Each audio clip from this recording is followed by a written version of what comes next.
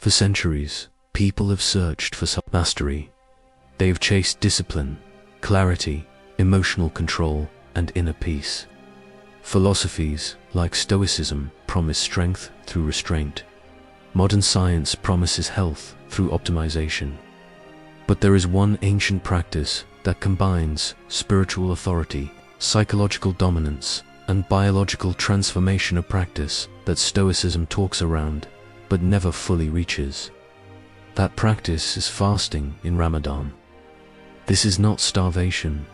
This is not deprivation. This is not self-harm. This is controlled surrender. And science is only now catching up to what Islam revealed 14 centuries ago. Stoicism teaches restraint of desire. Islam teaches command over desire. Stoicism says, ignore hunger. Islam says, face it, delay it, master it while remaining productive, ethical, and spiritually awake. And that difference changes everything. When you fast in Ramadan, your body enters a state modern researchers call metabolic switching. After roughly 12 to 16 hours without food, the body stops relying on glucose and begins burning stored fat for fuel. This process produces ketones, which are not just energy molecules, they are brain enhancers. Ketones improve focus, mental clarity, and stress resistance. This is why many fasters report sharper thinking, calmer emotions, and heightened awareness. Stoicism encourages mental clarity through reasoning. Ramadan fasting chemically engineers clarity through biology. But that is only the surface.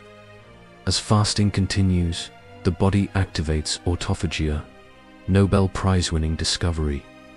Autophagy is the body's internal recycling system. Damaged cells are broken down, malfunctioning proteins are removed, inflammation markers drop.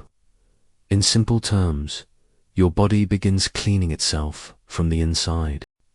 Stoicism teaches mental resilience. Ramadan fasting builds cellular resilience. And it does not stop there. Fasting lowers insulin levels. Lower insulin means reduced risk of type 2 diabetes, obesity, and metabolic disease. Blood pressure stabilizes. Cholesterol profiles improve. Heart health strengthens. This is not theory. These are peer-reviewed findings observed across Muslim populations during Ramadan. But science still cannot explain the most powerful effect: behavioral transformation. Stoicism focuses on individual self-control. Ramadan fasting reshapes entire social behavior. During Ramadan, aggression decreases, impulsive reactions reduce, generosity increases, and empathy strengthens. Why? Because fasting does something Stoicism never addressed properly. It disconnects stimulus from reaction. When hunger hits, you do not react. When thirst rises, you wait. When anger flares, you restrain. This trains the brain's prefrontal cortex, the part responsible for decision-making, impulse control, and moral judgment. Neuroscience confirms this.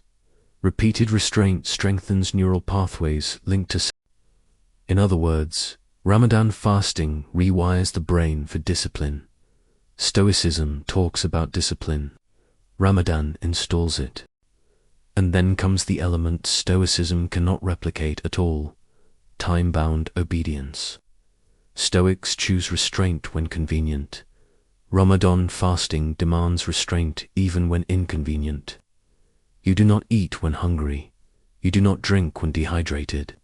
You do not indulge when alone. Because a discipline is not ego-based, it is God-incurred. This removes the most dangerous weakness of Stoicism: self-worship disguised as self-control. Islamic fasting eliminates arrogance from discipline. You are not fasting to prove strength. You are fasting to submit strength. Psychologically, this creates humility without weakness.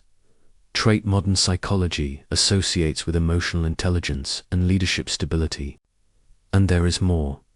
Fasting regulates dopamine.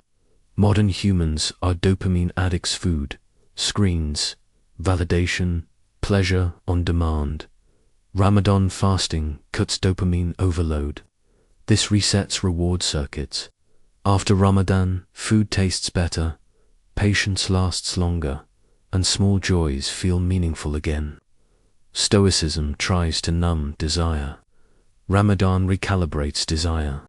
Even sleep cycles change. Night prayers, early meals, altered rhythms. These shifts activate circadian realignment. Hormones like cortisol and melatonin rebalance. Stress response improves. Sleep quality deepens over time.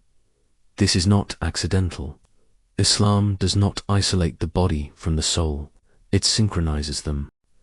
And then there is the social science no one talks about. Ramadan creates shared hardship. The rich feel hunger. The poor are understood. Empathy stops being theoretical. Stoicism remains individual.